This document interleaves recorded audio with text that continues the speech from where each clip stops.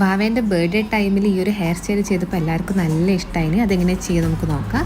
ആദ്യം തന്നെ ഞാൻ നോർമൽ 2 സൈഡിലും കൊമ്പ് കെട്ടി കൊടുക്കാനാണ് പോകുന്നത്. അതിന് വേണ്ടിയിട്ട് മുമ്പിൽ കുറച്ച് വീതിയിൽ തന്നെ മുടി ഇവിടെ ഫ്രീ ആയിട്ട് വിട്ടു കൊടുക്കുന്നുണ്ട്. എന്നിട്ടാണ് ചെയ്യുന്നത്.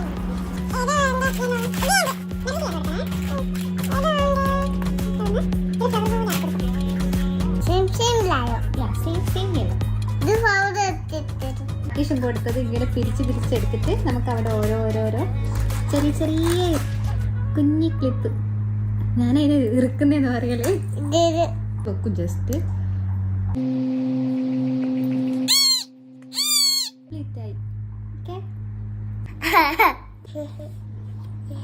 ഇങ്ങോട്ടൊക്കെ അമ്മ നോക്ക്. പോകാലോ പോകാലോ.